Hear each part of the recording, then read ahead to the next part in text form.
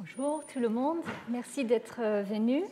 J'avoue qu'avec la neige, je pensais que la salle serait vide, mais donc je suis ravie de vous voir ici.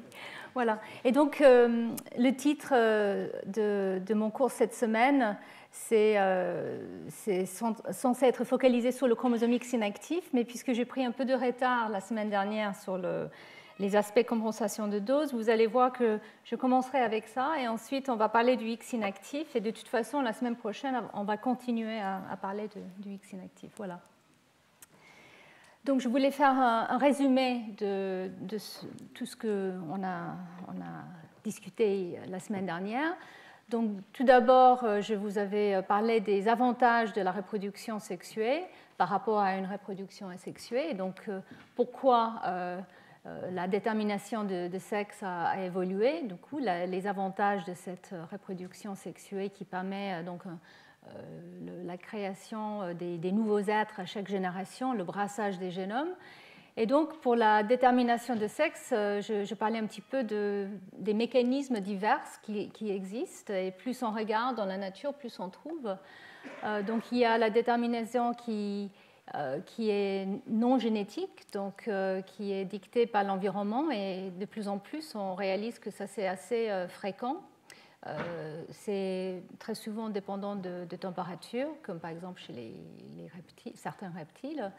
Ça peut être aussi épigénétique, donc de plus en plus de cas maintenant qu'on peut regarder avec les outils qui détectent les changements épigénétiques, nous réalisons qu'effectivement il y a des changements de sexe qui sont liés à des modifications épigénétiques, des gènes qui déterminent le sexe.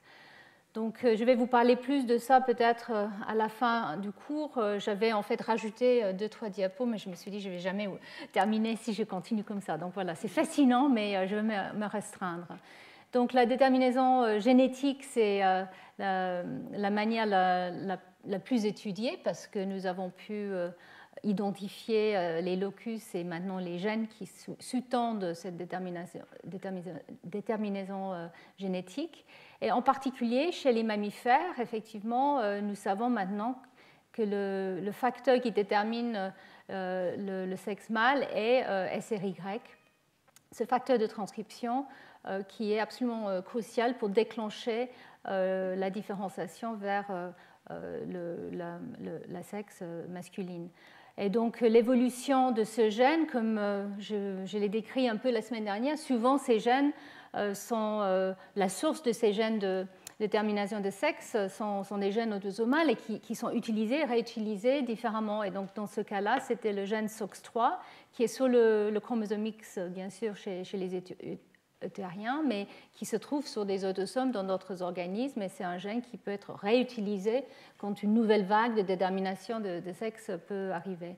Et donc, je parlais aussi du fait que malgré ce qu'on pensait que finalement la détermination de sexe féminin est presque par défaut, on réalise de plus en plus qu'effectivement il y a des voies génétiques qui sont importantes aussi pour cette déterminaison et des gènes qui sous-tendent les cascades moléculaires et les voies de signalisation commencent à être déterminées.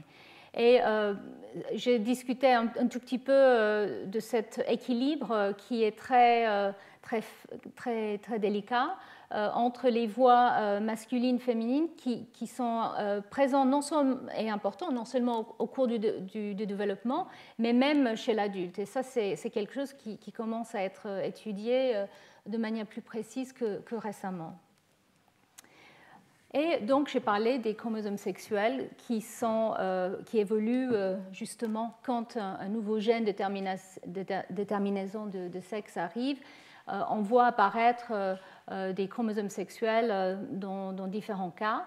Donc, il y a différents types de systèmes. Il y a le système que nous savons chez les mammifères, XX pour les femelles, XY pour les mâles, mais il y a aussi les systèmes ZW, ZZ qu'on trouve chez les oiseaux, par exemple, chez certains poissons, etc.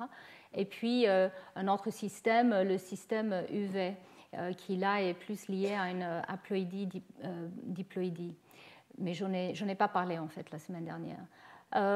Et donc, Maintenant, je pense que c'est assez accepté que l'évolution de ces chromosomes sexuels arrive à partir d'un paire d'autosomes qui sont comme tous les autres autosomes, mais avec l'apparence d'un gène comme SRY, par exemple, qui va déterminer le sexe masculin. Et donc, on a ces proto-chromosomes sexuels, le proto-X et le proto-Y, ou le proto-Z et le proto-W. Et à partir de ce moment, il y a au cours de l'évolution une suppression de la récombinaison par différents moyens, mais en fait pour préserver justement cette identité, on va dire, masculine. Et donc cette suppression de la récombinaison pour garder le facteur important, plus d'autres gènes qui accumulent, qui sont importants pour l'identité mâle, dans le cas du Y, conduit petit à petit à la dégénérescence du Y. Et dans certains mammifères, on a parlé de même la disparition du Y. Et dans d'autres organismes, c'est aussi le cas. Mais on a aussi des évidences que dans certains cas, le Y est stabilisé et qu'il y a même des nouveaux gènes qui sont rajoutés parce qu'il y a un avantage pour les traits masculines. Et donc, en fait, c'est toujours un débat, mais en tout cas, ce qui est clair, c'est que l'évolution du Y n'est pas terminée dans aucun cas. Et même si parfois il disparaît, d'autres fois, il peut se stabiliser et même devenir encore plus intéressant avec des nouveaux gènes qui se rajoutent. Mais je ne vais pas parler beaucoup plus du Y aujourd'hui. Je vais parler des différences justement dans ces chromosomes sexuels qui diffèrent beaucoup entre différentes espèces. Je vous avais parlé justement de ce qu'on voit chez la mouche drosophile par rapport à l'homme. Et en fait, la détermination du sexe, les gènes ou les loci qui sont impliqués peuvent être tout seuls sur un paire de chromosomes qui sont quasiment identiques, comme vous voyez ici chez le poisson, le pufferfish, c'est fugu, je pense. Oui. Et puis, dans d'autres cas, c'est une région qui commence à se délimiter et qui ne récombine plus, mais qui est plus délimitée. Donc, par exemple, comme chez la fraise ou chez l'ému, je ne sais pas comment on dit ça en français. Ému, voilà, c'est ça. Et puis, on arrive chez les mammifères, certains mammifères comme l'humain, où là, le X et l'Y sont très différents, mais il reste quand même des régions qui gardent une homologie et où la récombinaison peut continuer à avoir lieu. Donc, voilà le cas. Et puis, le cas extrême, c'est chez la drosophile où, en tout cas chez Melanogaster, le Y est totalement différent du X. Et donc, on a tous ces cas différents et la question qui se pose aujourd'hui, pour ce cours en tout cas, c'est à quel point est-ce qu'il faut avoir une compensation de dose entre les sexes et entre les chromosomes sexuels et le reste des autosomes, à quel point c'est important et comment ça peut évoluer.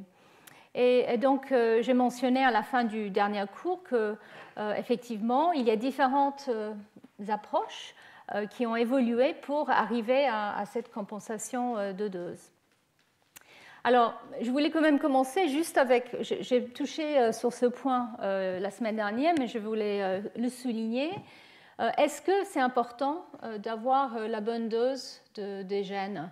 Est-ce que c'est un problème d'avoir un chromosome supplémentaire, une copie supplémentaire ou une copie de moins? Donc, une copie de moins, on appelle ça la monosomie, et la trisomie, c'est une copie supplémentaire.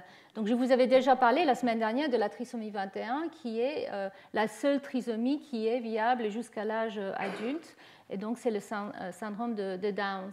Et donc, on le sait, en tout cas chez les mammifères et dans d'autres organismes, qu'effectivement, avoir un chromosome, une seule copie d'un autosome ou une copie supplémentaire est très souvent létal pour le développement normal d'un organisme. Bien sûr, dans des cellules cancéreuses ou dans des cellules dans une boîte de pétri, on peut trouver là des aneuploïdies, on appelle ça des aneuploïdies, et on peut étudier l'évolution de ces aneuploïdies. D'ailleurs, je vais revenir sur ça dans un de mes prochains cours, parce que c'est très intéressant de voir comment, dans une boîte de pétri, on peut voir l'évolution de ce qui est toléré ou pas, ou dans une tumeur, bien sûr.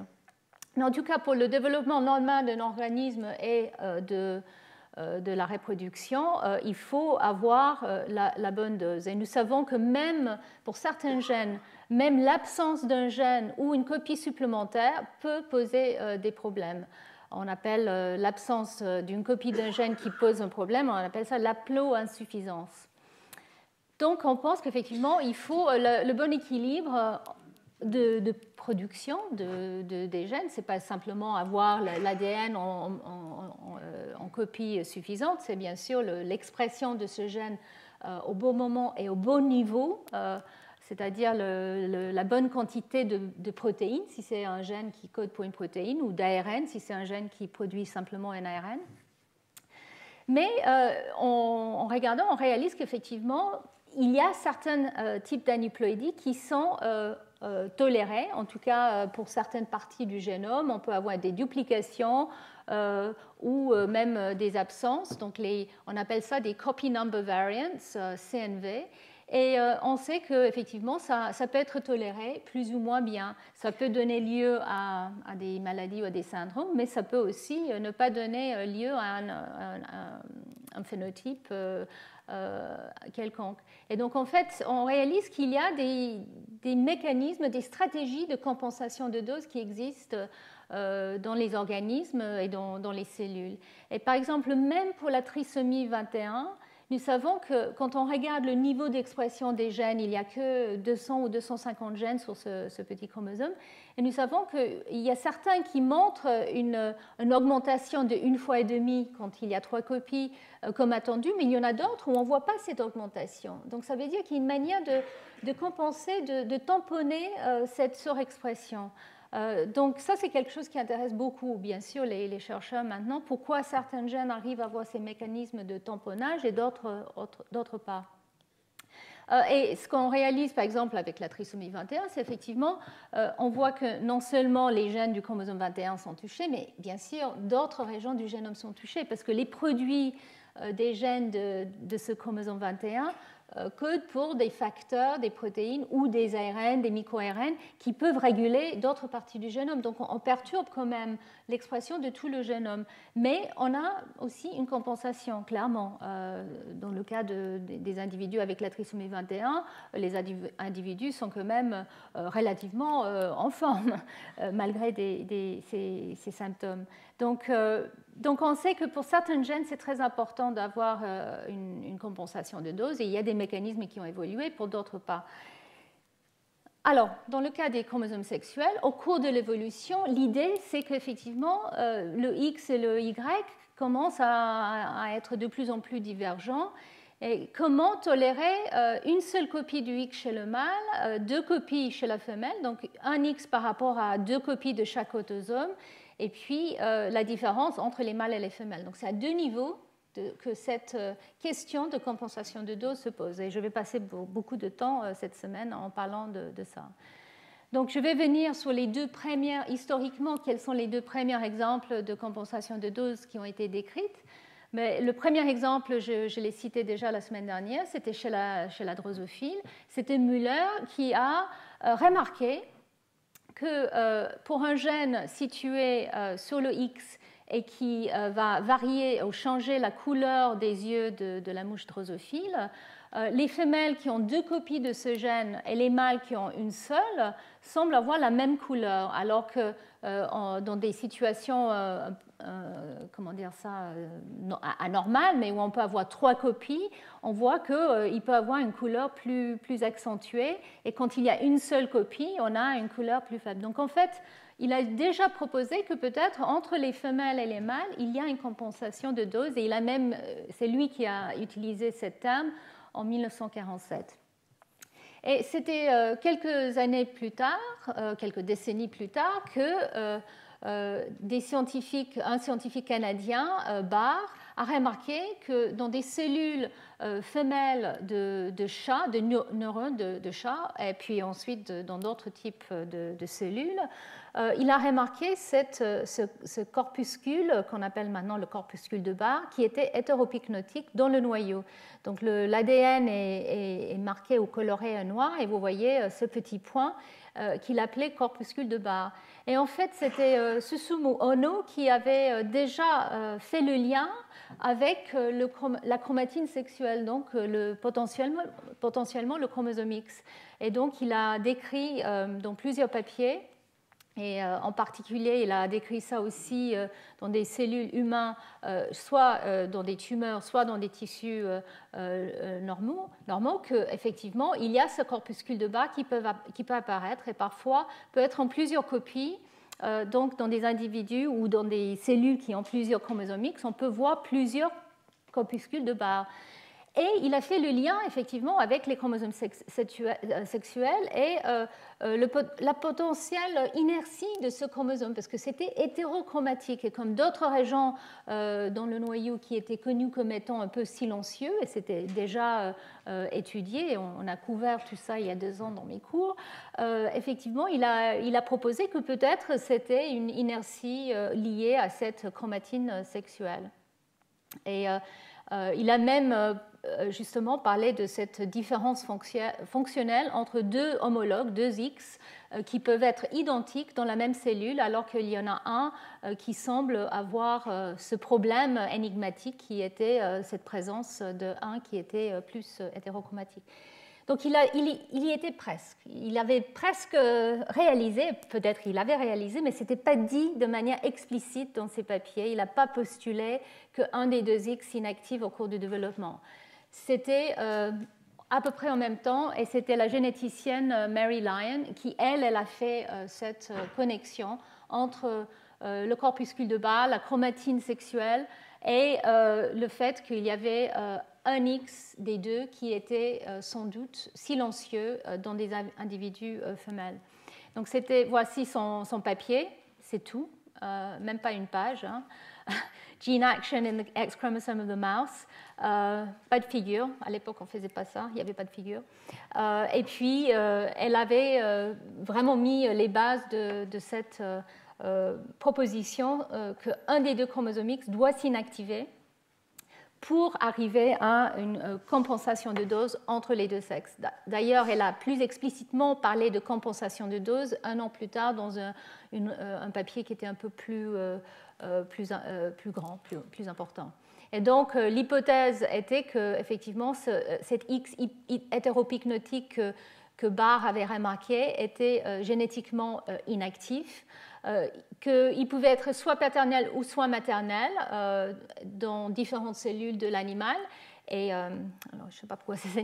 Et donc c'est pour ça, c'est comme ça qu'elle avait d'ailleurs identifié. C'était en regardant les gènes liés à la couleur de pelage ou d'autres phénotypes qui étaient sur le X, et elle voyait que les mâles, par exemple pour ce gène en particulier qui s'appelle mottled, les mâles étaient très atteints avec un pelage assez blanc, alors que les femelles n'étaient pas atteintes. Donc c'est une mutation qui a pas mal d'impact sur le bien-être des mâles, mais chez les femelles, il n'y avait pas d'impact particulier ou pas frappant, mais le pelage était bigarré, un mélange entre ce pelage blanc et un pelage sauvage, on va dire, marron.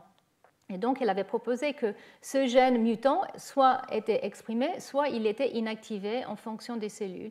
Et donc, elle a proposé que, effectivement, au cours du développement, un des 2 chromosomes X était inactivé et ensuite cet état était propagé. Elle a aussi parlé du fait qu'effectivement, les souris XO sont des femelles normales. Donc, elle a, sur cette base, proposé que les femelles n'ont besoin qu'un d'un X pour développer normalement. Alors c'est le cas chez la souris et c'est moins le cas chez l'humain, et on va revenir sur ça dans les prochains cours. Et donc ici je vous montre un autre exemple de mosaïcisme chez une femme.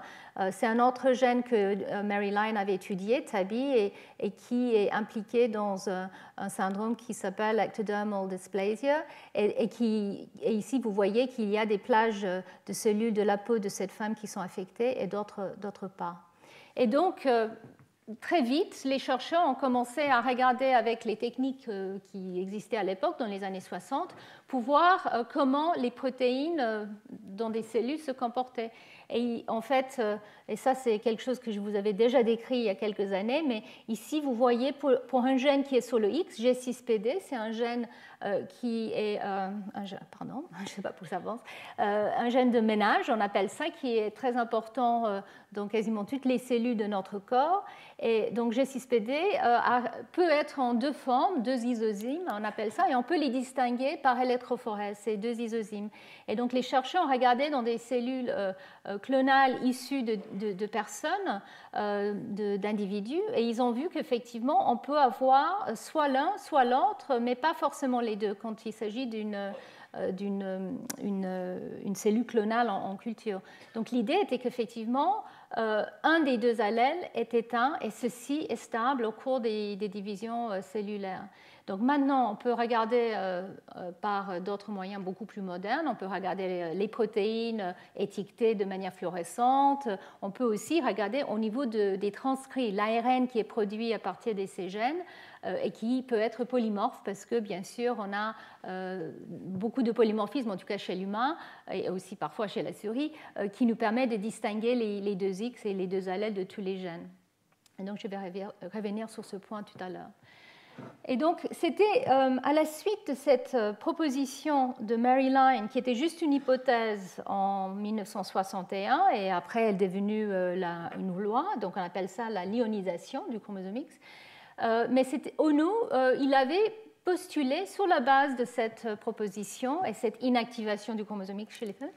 C'est sur cette base qu'il est venu avec son hypothèse que j'ai déjà mentionnée la semaine dernière, c'est que effectivement, si les chromosomes sexuels évoluent à partir de deux autosomes, avec le proto-Y et le testis determining factor qui apparaît, et que le chromosome Y commence à dégénérer, il y a une région qui ne va plus pouvoir récombiner, il y a un besoin peut-être de compenser pour le dose de cette région qui devient seule, la région du X qui n'a plus de partenaire sur le Y.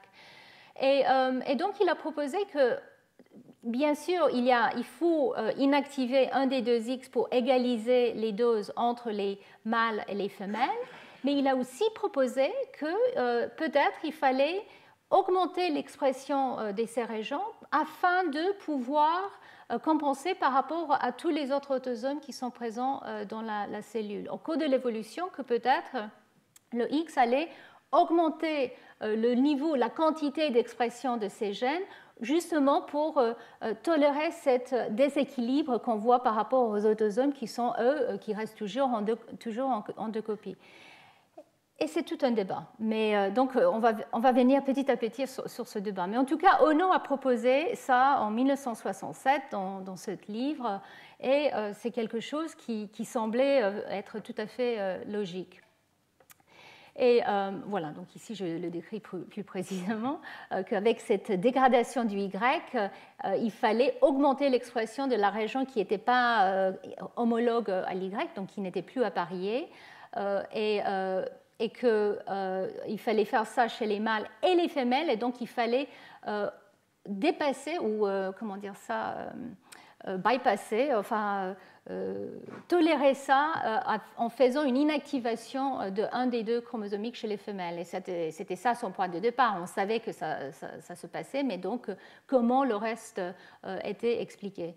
Et donc, la question à cette époque-là, en 1967, c'est est-ce qu'il y a d'autres organismes, les autres organismes pour lesquels on pensait qu'il y avait une compensation de dose, est-ce que c'est fait de la même façon? Est-ce qu'on inactive un des deux X chez les femelles et est-ce qu'on augmente la régulation du X par rapport aux autosomes?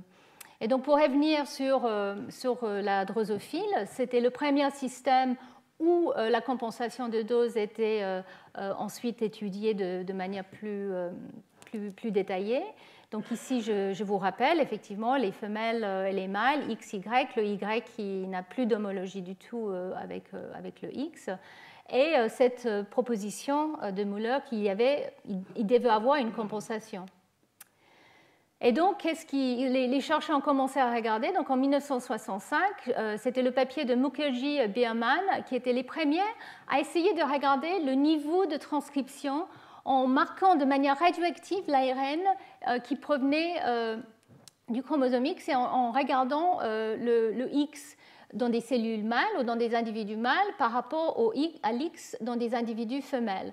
Et il faisait ça dans des chromosomes qui étaient des polytènes, où là c'est quelque chose de particulier à la drosophile, on trouve ça dans d'autres systèmes aussi, où on a plusieurs copies ensemble d'un chromosome, et donc c'est beaucoup plus facile cytologiquement de voir qui est qui. Et donc en fait c'était sur ce type de système de préparation que Mukherjee et Berman avaient regardé. Et ils avaient vu qu'effectivement, il y avait peut-être une expression plus importante à partir du X chez les mâles que chez les femelles. Et ensuite, il y a eu l'isolement de mutants, et c'est ça la puissance de la drosophile, on peut faire l'analyse des mutants de manière très efficace. Et dans des mutants, le groupe de Lucchesi avait proposé qu'il y avait peut-être, dans des mutants qui affectaient que les mâles, peut-être un problème au niveau de la transcription du chromosome X. Et donc la proposition est venue que peut-être les gènes sur le seul X chez les mâles exprimaient plus, peut-être 2 fois plus que ce qu'on voit sur les 2 X, sur chacun des 2 X chez les femelles. Et donc voilà, ça c'était le papier de Lucchesi qui propose ça en regardant justement des mutants qui affectent cette régulation éventuelle de la transcription du chromosome X. Et une dizaine d'années plus tard, les chercheurs commençaient à avoir des outils pour détecter les changements de la chromatine. Donc ça, j'ai déjà mentionné les histones, les modifications des histones dans mes cours précédents, donc on y revient. Et donc, une des modifications des histones H4, vous voyez ici, vous vous rappelez, ça c'est le nucléosome, voilà les histones, et chaque histone a une queue qui peut sortir, qui est modifiée, et qui semble, et les modifications sur ces queues des histones semblent modifier l'activité transcriptionnelle, soit en changeant la structure de la chromatine, soit en permettant certains facteurs de venir s'associer plus facilement ou empêcher leur association. En tout cas, dans le cas de la drosophile et le X, Brian Turner a produit des anticorps qui détectent très spécifiquement cette lysine 16-acétylée, et il a remarqué que quand on regarde les noyaux de cellules mâles de drosophile par rapport aux noyaux de cellules femelles, on voit que le X est très très bien marqué par cette modification, alors que le X chez la femelle n'est pas marqué particulièrement. Donc, et cette modification était associée avec une activité transcriptionnelle plus importante, par ailleurs, chez la levure et dans d'autres systèmes. Donc, le lien avec cette hyperexpression du X chez le mâle et les modifications des chromatines est venu relativement rapidement.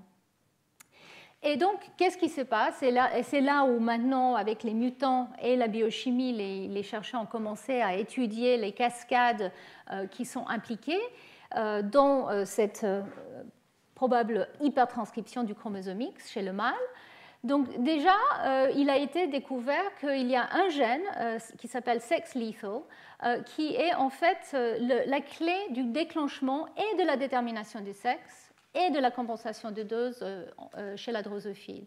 Et donc, ce gène qui est exprimé que chez les femelles, ce gène exprimé, il est sensible au taux, à la ratio de X par rapport aux autosomes. Donc, c'est que quand on a 2X qu'effectivement, ce gène peut être exprimé.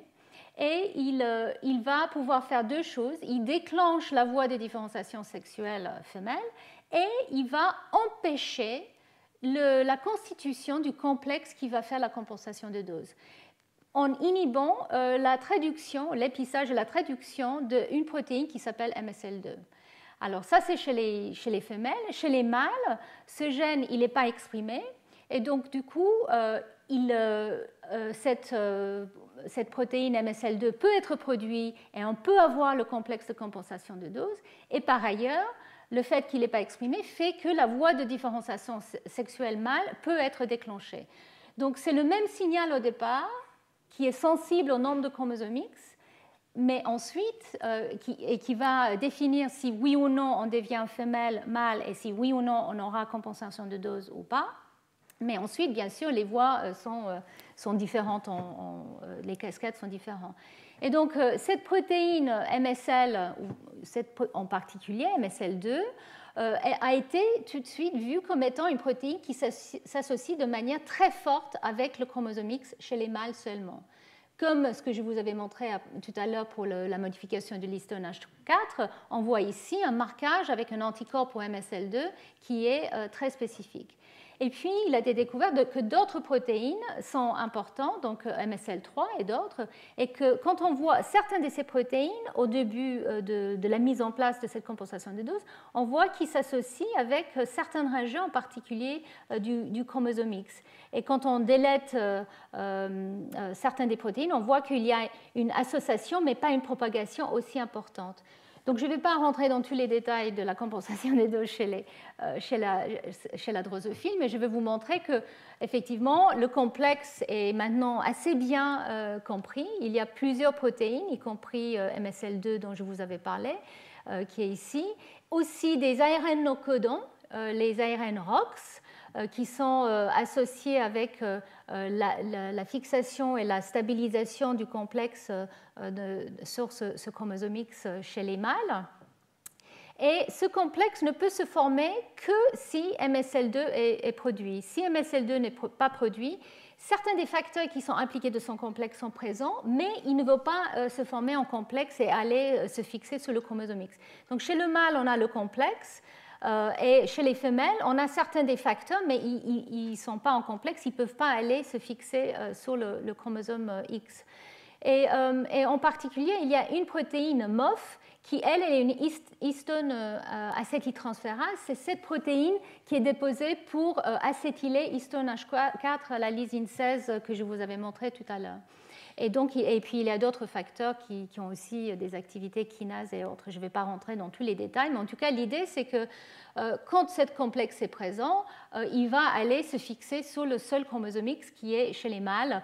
Et via des mécanismes qui ne sont pas tout à fait encore compris, et on va élaborer un petit peu peut-être la semaine prochaine, mais il va induire des changements au niveau de l'organisation de la chromatine. Mais donc voilà, ça c'est un résumé de ce que je viens de dire. Et donc en fait, un point important, c'est que le recrutement de ce complexe sur le X mâle est dû à un enrichissement de certains sites, c'est une séquence spécifique sur le X qui vont permettre un recrutement plus efficace. Et donc, ces protéines peuvent aussi s'associer à d'autres chromosomes, mais de manière plus efficace sur le chromosome X. Et comment ça marche? Comment on augmente par 2 l'expression? Donc, c'est toujours un débat assez agité dans le domaine. Mais un des modèles actuels est qu'en fait, ce complexe, quand il s'associe au chromosome X, il permet, on va dire, une augmentation de la transcription et surtout de l'élongation de la polymérase sur des gènes sur le X. Donc la polymérase est là et vous voyez sur un autosome comment elle est enrichie et l'ARN qui est produit. Et en présence de ce complexe MSL et en particulier le lien avec l'acétylation de la lysine 16 de histone H4, qui augmente, plus on va dans le gène, plus on voit une augmentation de cette marque chromatinien. Donc l'idée, c'est que peut-être le complexe permet une augmentation de la libération de la polymérase au début et puis de son élongation. Donc, on voit une augmentation de plus en plus importante. C'est comme si on avait un frein à main, on essaie de faire bouger la voiture et puis on enlève la frein à main à un moment et la voiture va très très vite et augmente ainsi la quantité d'ARN qui est produit et donc la quantité de protéines. C'est un modèle. Les chercheurs continuent à vraiment essayer de comprendre comment ça marche et vous allez voir qu'il y a même des chercheurs qui doutent que ça se passe comme ça. Je vais revenir sur ce point dans un instant. En tout cas, ce qui est clair, c'est que cytologiquement, le chromosome X actif et hyperactif, si on veut, chez le mâle, est organisé et a un état de chromatine qui est différent des 2X qui se trouvent chez la femelle. Ça, c'est évident. Mais est-ce que c'est quelque chose qui est vraiment spécifique à l'X chez les mâles ou est-ce qu'il y a des différences plus globales chez les mâles par rapport aux femelles? Ça, c'est un point qu'on va discuter. Alors, ce que je viens de vous montrer, c'est que déjà, entre les mammifères et la drosophile, la situation est totalement différente. Alors que chez les mammifères, on inactive un des 2X chez la femelle, je viens de vous montrer que chez le mâle, c'est le X chez la drosophile, c'est le X chez le mâle qui est peut-être plus exprimé pour arriver à une égalité entre les sexes. Qu'est-ce qui se passe pour le ver Caenorhabditis elegans? Donc ça, c'est l'autre organisme modèle qui a été vraiment beaucoup étudié. Et là, la situation au niveau des chromosomes sexuels est un petit peu différente parce qu'il y a des hermaphrodites XX qui produisent des ovocytes et du sperme, et il y a des mâles XO. Il n'y a pas de chromosome Y chez C. elegans. Alors, comment on fait pour avoir un mâle plutôt que rester hermaphrodite? En fait, c'est la perte de temps en temps du X qui fait qu'on arrive à un individu qui est XO et qui est donc purement mâle, ne produit que du sperme et pas des ovocytes. En tout cas, il y a clairement une différence entre les individus XX et XO au niveau de l'expression des gènes du X et comment est-ce qu'on arrive à avoir une compensation de dose chez ce système. Et donc, il a été réalisé assez rapidement avec les analyses, l'étude de ce ver avec les grands scientifiques qui ont décidé d'attaquer ce ver comme un système modèle pour comprendre l'embryogenèse et le destin de chaque cellule, donc Sidney Brenner, Hodgkin, Horvitz. Donc en fait, il a été réalisé qu'effectivement, les vers XX et XY, XO, ont des réels besoins de compenser parce qu'il y a des mutants, effectivement, qui empêchent la croissance normale d'un ver, qui impactent sur le développement de l'expression à partir du X. Donc, ces mutants qui sont sex-spécifiques, qui sont souvent létales mais parfois peuvent survivre, touchent en particulier les hermaphrodites XX. Les XO ne sont pas touchés. Et donc, il a été postulé qu'effectivement, c'est une perturbation de la compensation de dose qui conduit à une expression beaucoup plus importante dans ces mutants. Donc, ces mutants s'appellent dumpy, et vous voyez ici, ils sont beaucoup plus petits, ils bougent moins, un peu plus gros. Donc, ça, c'est les rares survivants et qui ont ce phénotype parce qu'il y a une surexpression des gènes sous le X, on pense. Donc, comment on peut envisager la détermination du sexe d'un part et puis la compensation de dose? Comme chez la drosophile, en fait, c'est le même déclenchement au départ. Donc déjà, il a été très vite caractérisé, enfin les mutants qui affectent la compensation de dose et qui donnent ce type de phénotype ont été étudiés. Et il a été réalisé qu'il y a un complexe de protéines qui est associé par ailleurs avec la condensation des chromosomes mitotiques et meiotiques. Donc les facteurs impliqués semblent être très semblables à ce qu'on voit dans la condensation des chromosomes. Et donc en fait, il a été réalisé que ces facteurs qui semblent être impliqués dans la compensation de dose s'associent aux 2X chez les hermaphrodites et pas au seul X chez les mâles. Et donc l'idée qui est venue est que peut-être il y a une diminution d'expression des deux chromosomes X chez l'hermaphrodite par rapport au mâle XO. Et en particulier, il a été montré qu'effectivement, ce complexe de plusieurs protéines qui sont aussi utilisées par ailleurs pour la condensation des chromosomes, ce complexe semble être ciblé au chromosome X via des petites séquences d'ADN très spécifiques qui sont là pour recruter ces complexes de manière spécifique, mais que chez les XX. Donc comment ça marche? Comme je disais, comme chez la drosophile, en fait, la détermination du sexe et le déclenchement de la compensation de dose est géré par le même départ.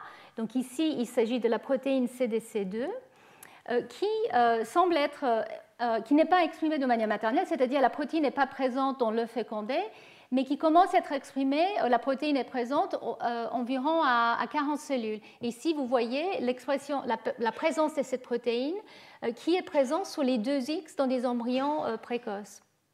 Et c'est cette protéine qui donne la spécificité du complexe de compensation de dose, et c'est cette protéine aussi qui inhibe le gène R1 qui est responsable de la détermination du sexe mâle. Donc en fait, c'est la même protéine qui, quand elle est exprimée, va déclencher compensation de dose dans les individus avec 2X et va réprimer le gène R1 qui, normalement, va conduire à la détermination de sexe masculin. Et comment ça peut se produire? Comme je disais, comme chez la drosophile, c'est le ratio de chromosome X au nombre d'autosomes qui est important. Et quand le ratio entre les facteurs qui viennent du X par rapport à des facteurs qui viennent des autosomes sont présents, quand il y a un ratio XXAA, donc 1 de 1, nous avons une faible dose d'une protéine qui s'appelle xolin, qui va permettre la production de cette protéine CDC2, qui, elle, va donc permettre la constitution de ce complexe de compensation de dose et qui va inhiber la voie mâle. Alors que quand la ratio entre X et A est plutôt 0,5, donc un seul X pour deux autosomes, là, xolin peut être exprimé, SDC2 ne va plus être exprimé à un haut niveau, donc la protéine R1, le gène R1 est exprimé et on a une différenciation vers les voies masculins et il n'y a pas de production de complexe de compensation de dose. Donc ça a l'air compliqué, mais c'est vraiment grâce à la génétique qu'on peut arriver à ce type de cascade. Et maintenant, la question, c'est comment ce complexe agit réellement au niveau de la chromatine. Et c'est là où les chercheurs sont toujours en train d'essayer de comprendre. Mais en tout cas, comme je l'ai mentionné, le complexe, quand il est assemblé, va aller chercher des séquences très spécifiques au niveau du chromosome X. Donc, il y a des sites qu'on appelle REX. Donc, vous voyez ici une séquence consensus qui est ciblée par ce complexe. Et ensuite, il y a d'autres sites qui sont moins efficaces, mais qui permettent la propagation. Et donc, on pense qu'effectivement, au début, il y a la reconnaissance du chromosome X via ces sites. Et ensuite, il y a peut-être une sorte de embobinage qui fait que le complexe peut aller s'installer à d'autres régions. Et donc, l'idée, c'est qu'il y a une propagation progressive au niveau de tout le chromosome X qui change donc de conformation et d'état chromatinien. Et c'est les 2X qui sont affectés chez la femelle. Et donc là aussi, nous avons maintenant les outils qui permettent de voir que les 2X ont une conformation très différente chez l'hermaphrodite par rapport au seul X chez les mâles.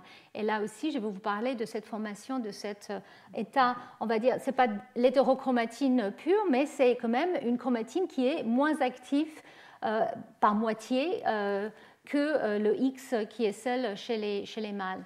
Donc c'est assez fascinant, je pense, de trouver des moyens de pouvoir baisser par moitié ou augmenter par 2 fois l'activité d'un chromosome X. Et c'est là où l'épigénétique, les marques chromatiniens et l'organisation des chromosomes devient extrêmement important pour cette finesse de dosage. Donc voilà, pour résumer les 3 cas on va dire cas d'école presque, c'est les organismes que nous étudions depuis des décennies et sur lesquels on a le plus de données. On a 3 manières très différentes, 3 stratégies très différentes. L'inactivation d'un des 2X chez les mammifères, chez la femelle, la baisse par moitié de l'activité des 2X chez C. elegans, et puis l'augmentation du X chez le mâle, chez la drosophile. Néanmoins, et ça je vais vous montrer un peu plus dans un instant, on réalise que même si entre les sexes le niveau global de production, d'expression des gènes sur le X est équivalent entre les sexes, dans les trois systèmes, il y a quand même des biais d'expression sexuelle. Bien sûr, ce qui vient du Y, et puis au niveau du X, on a aussi des biais. Et bien sûr, dans les cellules ou dans les tissus qui sont liés à la différence sexuelle, comme les gonades, mais aussi dans d'autres tissus. Et en particulier pour le X chez les mammifères, on réalise de plus en plus qu'il y a une expression mono ou biallélique des gènes sur le X, à partir du X inactif, une expression à partir du X inactif qui peut varier et qui est peut-être impliquée dans certaines caractéristiques femelles spécifiques ou qui peut aussi être impliquée dans certaines maladies ou syndromes. Et je voulais quand même dire un mot sur les techniques que nous utilisons maintenant.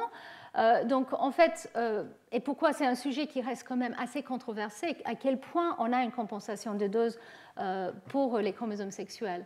Alors, entre les sexes, c'est relativement facile. Et donc, les études qui ont été faites au départ, c'était en prenant ce qu'on appelle le cDNA, c'est une copie reverse des transcrits. Donc, on prend l'ARN des mâles et l'ARN des femelles. On fait une copie par la reverse transcriptase. Si vous vous rappelez de mes cours il y a 2 ans, on a parlé beaucoup de la reverse transcriptase qui était découverte grâce aux études sur le cancer. Mais en tout cas, la reverse transcriptase nous produit une copie ADN de l'ARN qu'on avait et de manière relativement quantitative. Donc, si on prend cette copie ADN de l'ARN, de la population de l'ARN qui existe chez les mâles et les femelles, et on mélange et on met sur une puce d'ADN pour différents gènes, on voit que les mâles et les femelles, dans la plupart des cas, ont la même chose, mais parfois il y a une différence d'expression. Donc quand c'est jaune, ça veut dire que c'est équivalent parce que c'est le signal vert et rouge mélangé, mais quand il y a plus de vert ou plus de rouge, vous voyez que c'est différent. Donc ça, c'était vraiment les techniques qui ont été utilisées pendant plusieurs années et qui ont permis de voir qu'il y a parfois des biais. Il y a une équivalence globalement entre mâles et femelles, mais il y a des biais pour certains gènes. Et puis, maintenant, nous avons passé au séquençage au débit des ARN ou des cDNA, et donc le RNA-seq qui est vraiment l'outil qui nous permet de regarder des transcriptomes entiers d'individus et maintenant même des simples cellules. Donc pendant très longtemps, les gens regardaient, enfin très longtemps, pendant quelques années, les gens prenaient les tissus mâles et femelles et étudiaient les différences de transcriptomes. Donc c'était à la limite plus sensible, mais aussi plus compliqué parce qu'il y avait aussi ce qu'on appelle du bruit, peut-être beaucoup plus de transcrits qui pouvaient varier. Et en particulier, quand on prend les tissus entiers, on a un mélange de cellules et donc c'était difficile de conclure. Mais globalement, ce qui est sorti, c'était, en tout cas pour la compensation de dose entre mâles et femelles, pour les gènes liés à l'X en particulier, il y avait globalement une compensation. Par contre, là où c'était plus compliqué, c'était pour cette histoire de surexpression du X par rapport aux autosomes que Ono avait postulé. Oui, là ici c'était juste pour compléter, pour ceux qui ne savent pas. Donc voilà comment on peut lire à partir d'un séquençage qui vient d'expression d'un gène. Si on regarde des gènes où les deux copies sur les deux chromosomes X, s'il y a ou deux autosomes, s'il y a un polymorphisme dans la séquence, on peut distinguer ce qui vient d'un allèle par rapport à ce qui vient de l'autre allèle et on peut le mesurer de manière très précise combien de fois on voit l'ARN dans la lecture séquencée. Donc c'est une manière relativement quantitative. Néanmoins, il y a quand même beaucoup de considérations à prendre en compte quand on veut mesurer l'expression ou la surexpression de gènes par rapport au reste du génome. On appelle ça des questions de normalisation et c'était justement sur ces points où il y a eu pas mal de différences dans les papiers qui sont sortis par rapport à la compensation de dose. Donc, en tout cas, en utilisant ce type d'approche, les chercheurs ont commencé à regarder à quel point, mis à part la drosophile, le C. elegans et l'humain, à quel point il y a une compensation de dose entre les sexes. Et en fait, la surprise, c'est que même si, comme je l'ai dit chez les mammifères, il y a une compensation de dose globalement, et ici, juste pour vous montrer ce qui est montré, c'est la fréquence des gènes avec les ratios mâles sur femelles d'expression qui sont montrés. Et ici, c'est le point 0. Et donc, quand il y a le pic à 0, ça veut dire que l'expression est quasiment équivalente. Et donc, quand il s'agit des gènes sur les autosomes, mâle versus femelle, bien sûr, la plupart, dans tous les cas, on voit que l'expression est sur le point 0. C'est-à-dire, on a l'expression équivalente entre mâle et femelle pour les gènes qui sont sous les autosomes, pour quasiment tous les gènes. Pas tout à fait tous, mais quasiment tous. Mais pour les chromosomes sexuels, que ce soit le X chez les mammifères ou que ce soit le Z chez les oiseaux, les serpents, on voit que dans la plupart des cas, chez les mammifères, on a une équivalence, effectivement, ça c'est en rouge, hein, à 0. Chez les marsupiaux, il y a quand même une légère différence entre femelle et mâle. Chez les oiseaux, on voit c'est quand même assez près de 0, mais il y a quand même une différence. Et puis chez les serpents, on voit ici que par exemple chez le boa, il y a quasiment pas de compensation de dose. Chez les individus qui ont 2Z, on a beaucoup plus d'expression, alors que chez d'autres serpents, il y a une équivalence.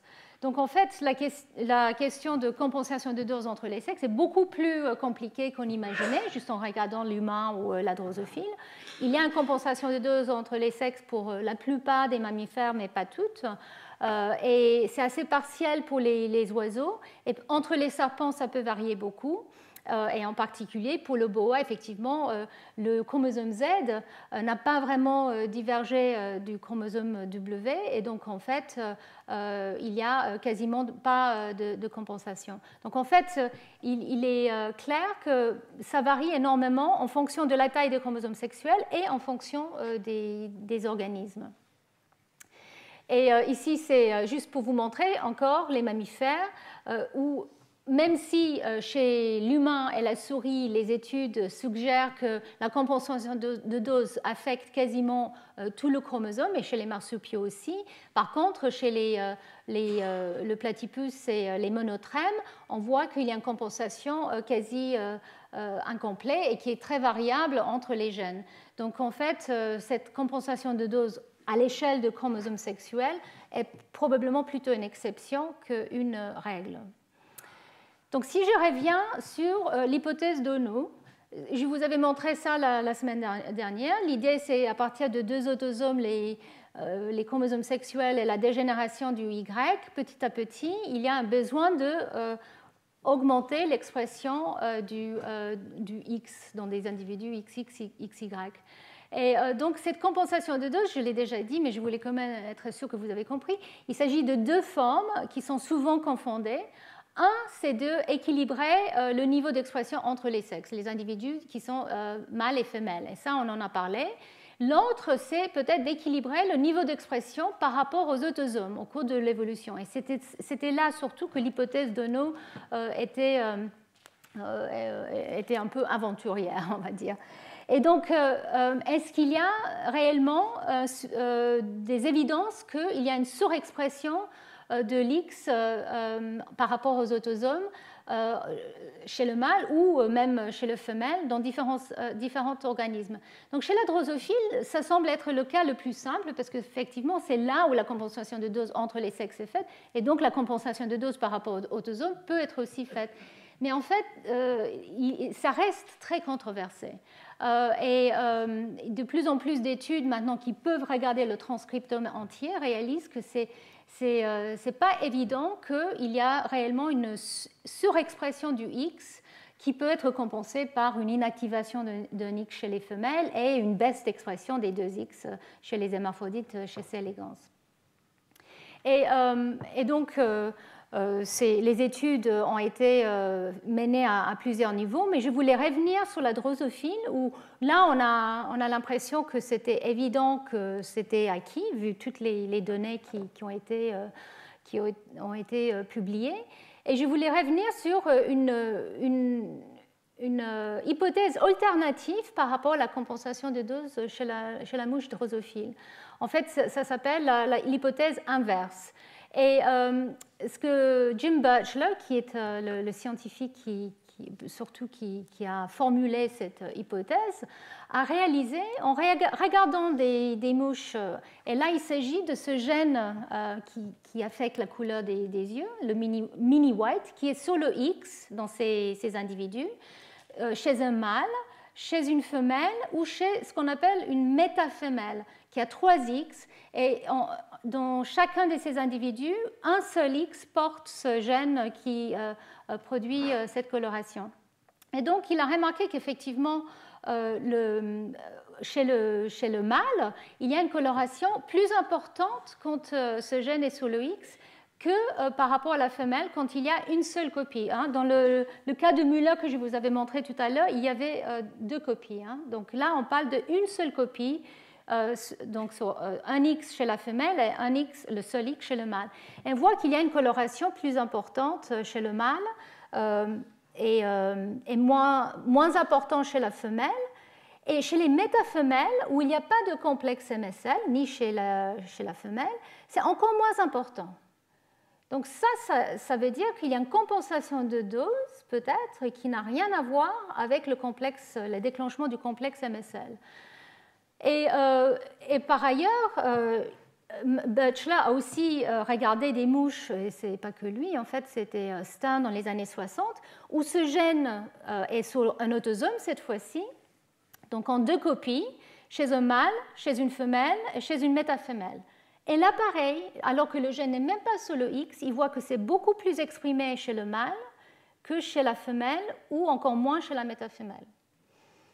Donc ça perturbe les gens. Enfin, par ailleurs, la plupart des gens qui travaillent sur la compensation de dose, je pense, ne revisitent pas forcément ces données-là, mais Birchler l'a fait. Et donc l'idée, c'est que peut-être c'est l'équilibre ex-autosome qui est en fait ajusté pour compenser. Il ne s'agit pas seulement de recruter le complexe MSL sur le seul X chez le mâle, mais que peut-être le rôle de ce recrutement chez le mâle est de justement ajuster par rapport à ce qui se passe sur les autosomes. Et donc pour faire simple, lui il postule que s'il y a un seul X qui évolue finalement chez les mâles par rapport aux autosomes, qu'il y a une compensation par rapport à tous les autosomes d'augmenter leur expression aussi. Et que pour justement gérer ça, MSL va prendre les histones acétyltransférases comme morphes et les mettre sur le chromosomique chez le mâle. Donc le X, enfin le mâle a une capacité peut-être de surexprimer tout, presque. Et ça, c'est quelque chose qui, je pense, n'est pas tout à fait accepté. Pour ceux qui sont intéressés, vous pouvez aller lire ces papiers, une revue en particulier que je trouve assez inspirante. Et ça pose la question de comment ces mesures d'expression sont faites, alors que le phénotype que vous voyez là est assez clair, mais maintenant, comment on mesure le niveau d'expression à partir du X par rapport au niveau d'expression par rapport à des autosomes. Et la plupart des cas, comme je le disais, on prend des tissus entiers ou même les cellules en culture. Mais en fait, il faut être beaucoup plus fin que ça. Il faut aller in vivo et regarder cellule par cellule quel est le niveau d'expression des gènes à partir du X et à partir des autosomes dans un mâle, dans une femelle, et faire des mesures. Donc c'est beaucoup plus compliqué qu'on imaginait. Et en fait, il y a peu d'études, enfin pas d'études à ma connaissance chez la drosophile, en tout cas qui ont été faites de cette façon-là, où il faut vraiment contrôler la quantité qu'on mesure et ne pas juste se normaliser ou se fier sur des comparaisons. Je ne sais pas si j'étais complètement claire là, c'est compliqué, mais en tout cas, je voulais quand même s'aimer un tout petit peu de doute dans vos têtes par rapport à la manière que ça se passe chez la drosophile. En tout cas, ça c'est juste un exemple, mais il y a d'autres exemples chez les mammifères et ailleurs qui proposent que peut-être cette hypothèse d'Ono, elle n'est pas tout à fait vraie. Et donc je vous montre 2 papiers ici qui ont revisité les transcriptomes qui ont été faits, qui prétendaient ou qui proposaient que peut-être il y a une surexpression du chromosome X par rapport aux autosomes chez les mammifères. Et ce qu'ils ont regardé en réanalysant ces données, c'est en fait il y a plutôt des évidences que le niveau d'expression est moindre, qu'il n'y a pas une augmentation d'expression à partir du X, sauf pour certains gènes, très peu de gènes, peut-être 5% des gènes sur le X. Et de manière très intéressante, ces gènes sont très souvent codent pour des protéines qui forment des complexes très importantes, où on pense qu'il y a une stoichiométrie qui doit absolument être préservée, ou avoir un peu moins d'une protéine qui vient du X au cours de l'évolution pourrait perturber tout le complexe. Et donc l'idée, c'est que peut-être il y a certains gènes pour lesquels, qui sont très sensibles aux doses, où l'expression a effectivement été augmentée au cours de l'évolution sur le X pour justement permettre que le niveau de protéines est équivalent pour former le complexe comme il faut. Et donc, je ne sais pas si ça vous rappelle quelque chose, on en avait parlé en 2015 dans les cours sur le cancer, des complexes de remodelage, où il suffisait qu'une seule mutation d'un gène qui codait pour une de ces protéines faisait que le complexe peut-être ne fonctionnait plus. Et ça, c'est un petit peu cette même idée.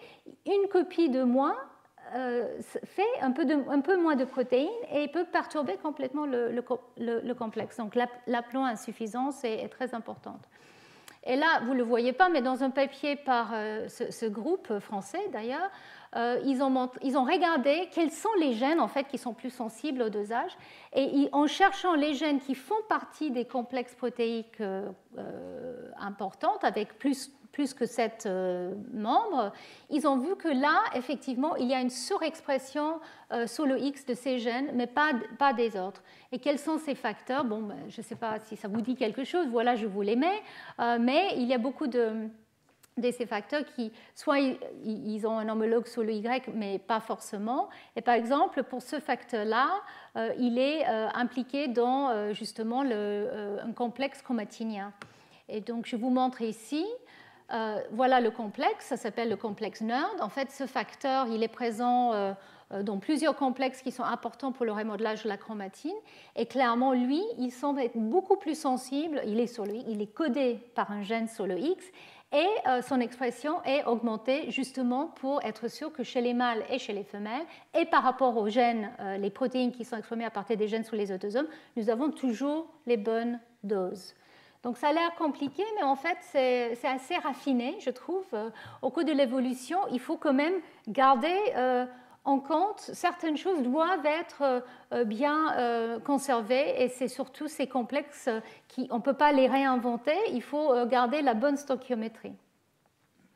Donc voilà, en fait, là c'est pour comment tester l'hypothèse d'Ono. Donc là, le test, en fait, pour la plupart des gènes, il ne tient pas.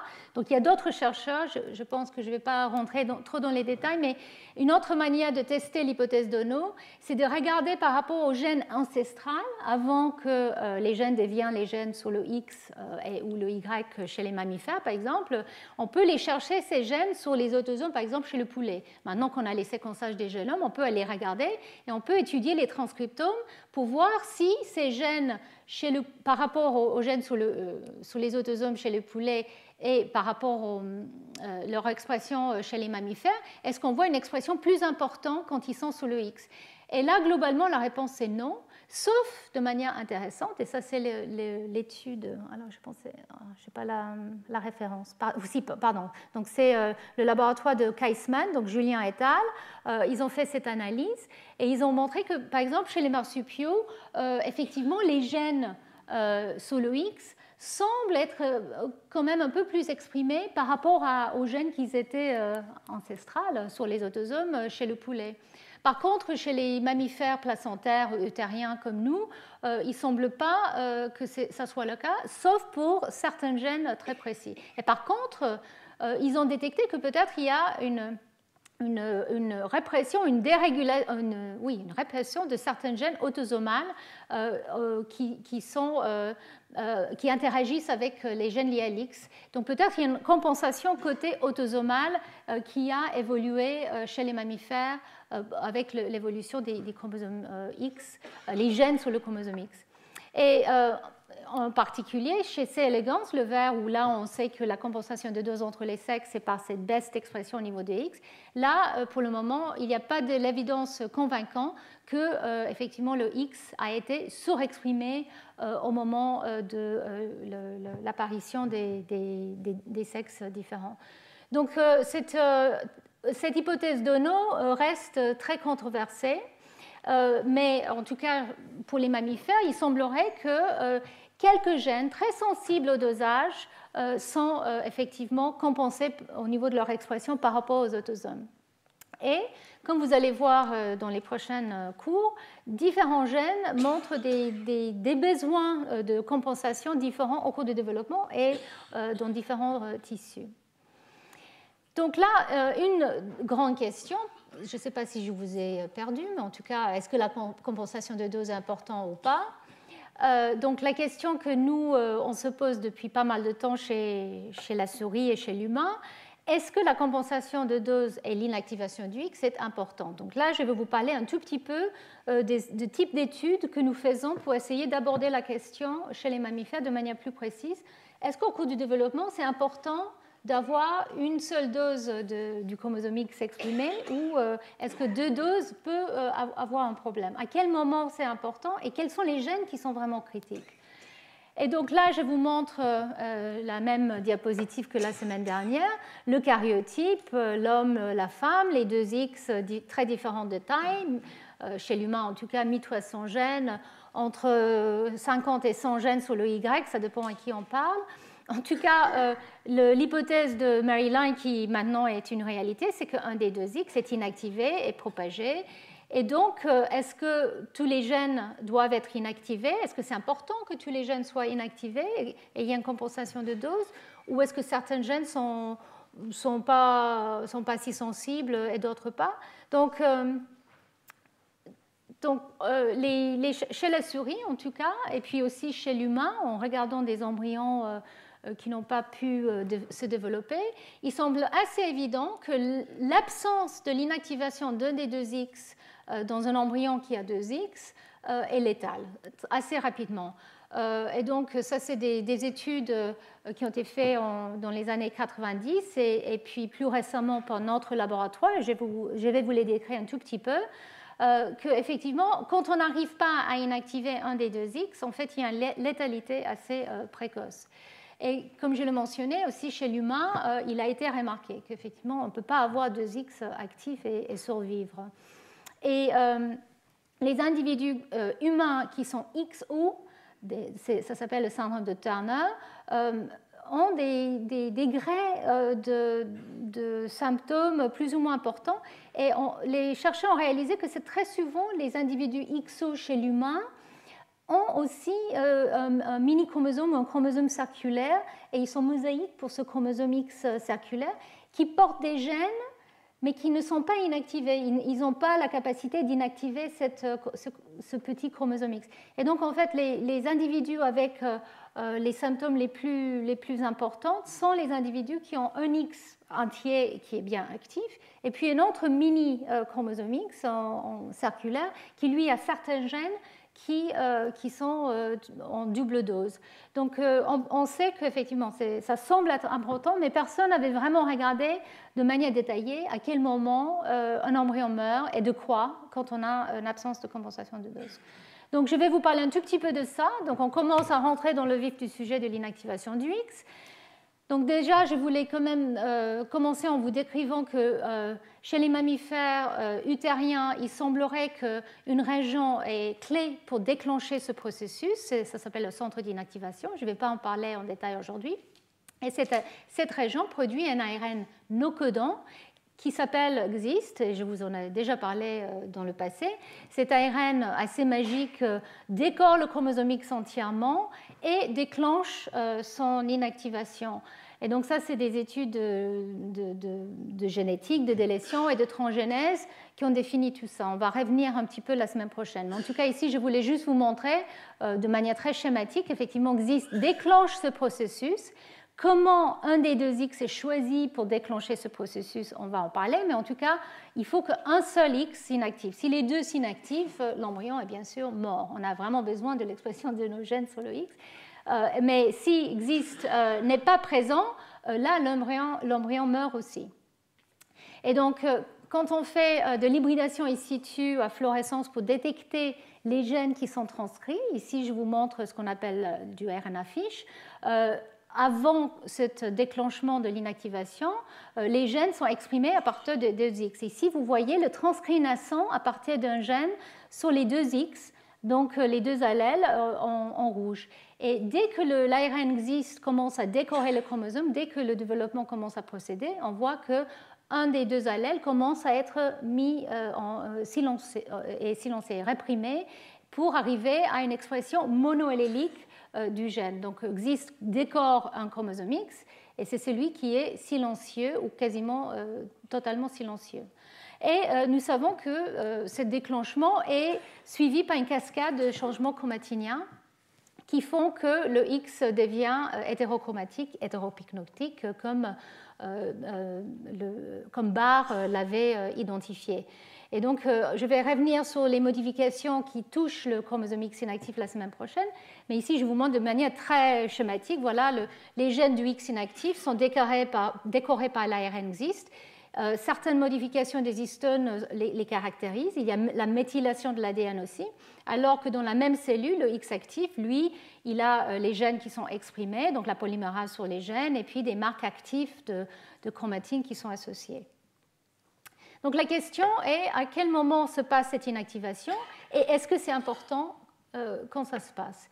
Et donc ici, je vous montre juste le schéma de vie chez la souris en vous montrant les différentes étapes. Donc maintenant, nous savons que très tôt au cours de l'embryogenèse chez la souris, juste après la fécondation, un des deux chromosomes X va commencer à être inactivé et là, c'est toujours le X qui vient du père. Nous savons aussi qu'au cours de la spermatogenèse, le X et l'Y, qui sont les deux seuls chromosomes qui ne peuvent pas vraiment s'apparier parce qu'ils sont tellement différents, en fait, ils se mettent dans un coin, et ça aussi, je vais revenir sur ça la semaine prochaine, ils se mettent dans un coin, ils font une condensation, il devient condensé, mais d'une autre manière. Ce n'est pas l'inactivation du X, c'est une condensation qui est intrinsèque à l'X et Y. Et donc, une des idées, c'était que peut-être cette condensation qu'on a dans le sperme va peut-être conduire à une inactivation préférentielle du X paternel au moment de la fécondation. Le X maternel, lui, il arrive actif, on va dire, et le X paternel, il arrive déjà inactif. Mais ce n'est pas vrai. En fait, les deux X sont actifs au début, et un des deux est inactivé. C'est toujours le X paternel, parce que le gène existe, qui produit cette fameux ARN locodon, n'est exprimé qu'à partir de l'allèle paternel au début. Donc l'ARN va décorer son chromosome X et va l'inactiver. Et donc ensuite, ce qui se passe est assez étonnant, chez la souris en tout cas, il y a une reprogrammation, une réactivation de cet X inactif dans certaines cellules, et les cellules qui vont former l'embryon proprement dit. Donc la masse interne, on appelle ça, et c'est ces cellules-là qui forment aussi les cellules souches embryonnaires dont on a discuté pendant mes cours d'autres années. Donc ici, le X paternel, il est réactivé, reprogrammé. Et donc dans ces cellules-là, on a deux X actifs. Alors dans les cellules de l'extérieur de l'embryon, là, le X paternel, il reste silencieux, il ne va pas se réactiver. Donc dans le trophectoderme et dans les tissus embryonnaires chez la souris, le X paternel reste inactif. Par contre, dans les cellules de l'embryon, nous avons cette inactivation aléatoire qui était l'inactivation qu'a découvert Mary Line. Et c'est pour ça qu'on a les pélages bigarrés chez les femelles, parce que parfois c'est le X paternel, parfois c'est le X maternel qui est inactivé. Donc cette inactivation aléatoire a lieu à peu près au moment de l'implantation de l'embryon dans l'utérus, et il est propagé de manière stable dans l'individu. Simplement, dans la lignée germinale, il est réactivé pour qu'effectivement, au cours de l'ovogenèse, le X maternel soit bien actif au cours de la méiose. Donc voilà le cycle, et là, je vais vous montrer un tout petit peu ce que nous savons sur la mise en place de ce processus très tôt au cours du développement, les premières divisions de la vie. Et je vous remontre les mêmes images, là, une cellule à chaque fois, d'un embryon à 2 cellules, 4 cellules, 8 cellules, jusqu'au stade blastocyste, vous voyez, existe et exprimé. Et nous savons que le génome zygotique, on va dire le génome paternel et maternel, après fécondation, il est activé très tôt chez la souris, entre 1 et 2 cellules. Et là, existe, commence à être exprimé à partir du X paternel, et il va déclencher l'inactivation du X paternel. Et comment on peut voir ça? Donc, il y a quelques années, plusieurs années maintenant, nous avons mis en place des techniques qui nous permettent de regarder cellule par cellule, utilisant cette technique de fiche, l'expression des gènes sur le X par rapport à existe. Et si vous voyez un embryon à environ 8 cellules, et un gène sur le X qui s'appelle RNF12 en rouge. On voit le transcrit naissant qui est sur le X maternel pas associé avec ZIST. Et parfois, il est associé avec ZIST, mais la plupart du temps, il est déjà inactivé. Donc les gènes sont déjà en train de s'inactiver au stade 8 cellules, alors qu'au stade 2 cellules, les deux copies sont actives. Donc en fait, il y a une inactivation rapide mais progressive qui a lieu. Et on a fait ça en regardant, comme je l'ai dit, par fiche, quelques gènes. On ne pouvait pas regarder tout le chromosome. Alors, ce qui est important avec cette analyse, c'est qu'on a montré qu'effectivement, tous les gènes qu'on a regardés étaient quand même actifs à ce stade-là. Entre 1 et 2 cellules, les deux allèles étaient bien actifs. Il n'y avait pas cette pré-inactivation du X paternel qui avait été proposée par d'autres comme étant une sorte de séquelle de cette inactivation méiotique au cours de la spermatogénèse. Donc, on pouvait éliminer cette hypothèse. Néanmoins, il fallait voir comment se progresse cette inactivation du X. Et on a vu qu'effectivement, il y a une cascade de changements des marques chromatiniens qui apparaissent autour de la stade morule. On voit la chromatine commence à changer. Ici, c'est des modifications de la chromatine qui commencent à accumuler là où existe accumulé, qui sont impliquées dans la mémoire cellulaire de cet état inactif. Alors, ce qui était intéressant, c'est qu'effectivement, la plupart des gènes qu'on a étudiés étaient bien inactifs à ce stade blastocyste, mais se réactivent très vite dans la masse interne. Et ensuite, comme je l'ai dit, il y a l'inactivation aléatoire. Et cette inactivation, même si elle est assez globale, néanmoins, il y a des gènes qui ne sont pas totalement inactivés à ce stade-là. Donc, ça posait toute la question de est-ce que c'est important? Est-ce qu'il y a vraiment besoin d'une compensation des doses à ces stades-là où il n'y a que quelques cellules? Est-ce que c'est quelque chose qui est important ou pas? Et alors là, c'était pour me rappeler de vous dire qu'il y a des gènes qui s'inactivent et ensuite qui se réactivent beaucoup plus tard au cours du développement. C'est ces gènes qui montrent une expression biaisée entre les sexes dont je vous avais parlé, et je vais revenir sur ces gènes dans les prochains cours. Donc, si on revient à ces stades très précoces, par contre, je vous avais montré qu'effectivement, au stade de cellules, les gènes sont exprimés de manière biallélique à partir du X paternel et X maternel, et puis quand XIS commence à s'accumuler, on commence à voir qu'ils sont inactivés. Le problème avec ces techniques, c'était qu'on ne pouvait regarder qu'une poignée de gènes à la fois. On ne pouvait pas regarder tout le chromosome X, on ne pouvait pas regarder tout le génome. Et c'est énormément de travail. Donc, en fait, et on ne pouvait pas distinguer les allèles parce qu'on n'avait pas d'informations nucléotidiques, mais on avait XIS pour nous montrer qui était le X paternel. Donc, en fait, on est revenu sur toute cette analyse récemment en utilisant le séquençage à haut débit pour regarder les transcripts entiers. Et ça nous a permis de regarder à quel moment l'inactivation du X a lieu pour tout le chromosome X. Est-ce qu'il y a compensation de dose ou pas? Et est-ce que c'est important quand il n'y a pas une inactivation du X? Donc, pour ceci, c'était une postdoc qui était dans mon laboratoire, Maud Borenstein, qui est très talentueuse, qui a mis en place la technique qui nous permet de regarder gène par gène si il est actif ou inactif en utilisant des croisements des souris qui sont très polymorphes. Donc, ça nous permet de distinguer les gènes qui viennent de la mère des gènes qui viennent du père, ou on a fait aussi des croisements réciproques qui nous permettent de distinguer pour voir s'il y a des phénomènes aussi d'empreinte. Mais je ne vais pas rentrer dans les détails aujourd'hui. En tout cas, elle a fait une analyse où elle a pris cellule par cellule, elle a étudié le transcriptome de ces simples cellules pour voir à quel moment les gènes s'inactivent sur le chromosome X.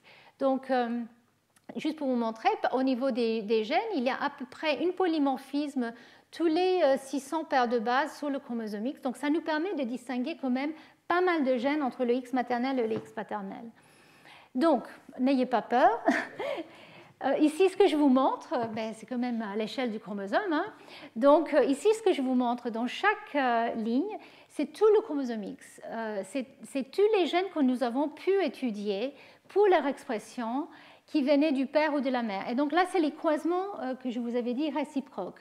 Et dans chaque cas, on a mis en couleur, on a mesuré le niveau d'expression qui vient de l'allèle maternel. Si c'est maternel, c'est rouge. Si c'est paternel, c'est bleu. Et quand c'est biallélique, c'est gris. C'est entre les deux. Et comme vous voyez, au stade le plus précoce qu'on a regardé, entre 2 et 4 cellules, la plupart des gènes montrent une expression biallélique, c'est-à-dire maternelle et paternelle encore exprimées tous les deux. Donc, ça a confirmé ce qu'on avait vu par fiche, que les deux X sont bien actifs. Mais ce que vous voyez, c'est que progressivement, donc ici c'est 4 cellules, 8 cellules, 16 cellules, jusqu'au blastocyste, on voit de plus en plus de rouge. Et donc le rouge, ça veut dire que c'est les gènes de la mère qui continuent à être exprimés, les gènes du père sont éteints. Le nombre de copies d'ARN qu'on détecte qui vient du chromosome paternel sont diminués et on ne voit plus le bleu, on voit que le rouge.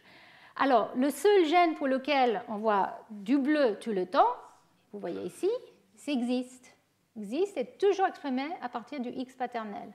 Mais quasiment tous les autres gènes sont exprimés qu'à partir du X maternel.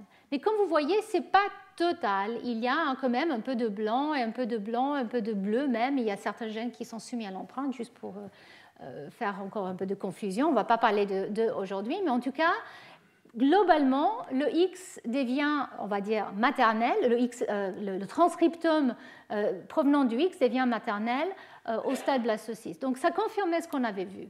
Mais ce qu'on pouvait faire en plus, c'est étudier la compensation de dose. On pouvait mesurer le niveau d'expression à partir des gènes du X par rapport au niveau d'expression à partir des autosomes, et on pouvait les comparer entre les sexes. Et là, ce qu'on voit, c'est qu'effectivement, quand on regarde, on va commencer avec le mâle, c'est le plus simple, lui, son X, le ratio X autosomal entre les différents stades augmente et puis arrive à 1. Donc on a l'impression qu'effectivement, il y a une compensation de dose progressive qui peut avoir lieu. Chez la femelle, on commence à 1 et on augmente quasiment à 2 et ensuite on baisse, on arrive à 1,5.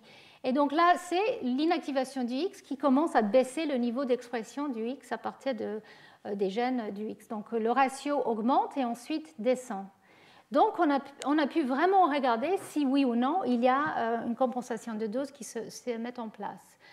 On a pu aussi regarder quelles sont les premières régions à être inactivées. Et en fait, il s'avère, et là je vais revenir sur ce point la semaine dernière, que c'est là où l'ARN existe va toucher premier. C'est les premières régions qui semblent être le plus affectées par cette inactivation. Et donc, la question qu'on a posée ensuite, c'est est-ce que si on enlève existe et on n'a plus cette inactivation du X, qu'est-ce qui se passe? Et donc l'expérience a été faite il y a plusieurs années où il y a une délétion d'existe sous le X paternel, montre des mutants, enfin une létalité femelle précoce. À jour 10 et demi, l'embryon est déjà totalement anormal. Vous voyez ici le mutant femelle par rapport à un mâle sauvage. Et même à 6 jours et demi, on voit que le mutant semble pas mal perturbé. Et donc les chercheurs qui ont publié, ils n'ont pas regardé moléculairement ou de manière plus précise, ils ont simplement remarqué qu'effectivement, il y a et les tissus extra-embryonnaires et l'embryon lui-même qui semblent être perturbés. Ils ont proposé que c'est peut-être parce qu'il y a une dérégulation de l'inactivation soumise à l'empreinte dans les tissus extra-embryonnaires que finalement l'embryon il souffre de l'absence de nutriments, de facteurs de croissance. Parce qu'effectivement, les tissus extra-embryonnaires sont essentiels pour la croissance de l'embryon, surtout après l'implantation. Mais c'était tout. Et d'ailleurs, je ne vais pas vous montrer, mais c'est devenu encore un sujet de controverse parce qu'un autre labo, après, a délété le gène XIS, a fait la même chose, et a prétendu qu'en fait, il n'y a pas un problème d'inactivation du X, mais il y a une létalité qui est due à autre chose. Donc, on était tous un peu confus. Donc, du coup, on a décidé de faire la manip nous-mêmes. Et on a refait ce que je viens de vous montrer. Donc là, c'est le sauvage. On voit l'inactivation du X paternel qui conduit à une expression globale du X maternel.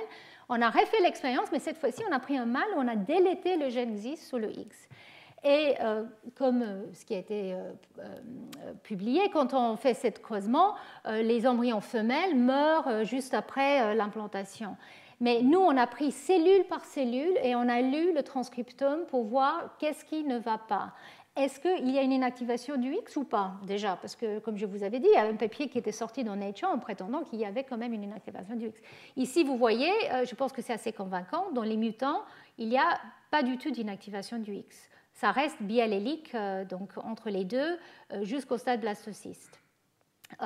Et on a pu regarder aussi l'expression de XIST à partir de X maternel. Il n'y avait pas d'expression de XIST maternel qui était totalement éteint. Et nous avons regardé la compensation de dose. Donc ici, c'est ce que je vous avais montré tout à l'heure. Donc ça, c'est les embryons femelles XA et les mâles, le ratio d'expression XA. Et quand on regarde les mutants, ce que vous voyez ici, donc voilà le mutant par rapport au sauvage. Donc ici, ce que vous voyez ici, c'est entre 8 cellules et le blastocyste, c'est cette partie-là du graphe qu'on a refait avec cette expérience. Et vous voyez que donc là, il y a une compensation de dose qui baisse pour que le ratio XA soit presque à 1, mais dans le mutant, il n'y a pas de compensation. On reste à un niveau très élevé d'expression des X par rapport à l'autosome. Donc là, après, la question, c'est mais qu'est-ce qui se passe par ailleurs? Quelles sont les conséquences de cette absence de compensation de dose? Et on a regardé les gènes au niveau du chromosome X, mais aussi les gènes de l'autosome aux différents stades pour voir le pourcentage des gènes qui étaient exprimés, augmentés ou diminués dans leur expression de manière anormale.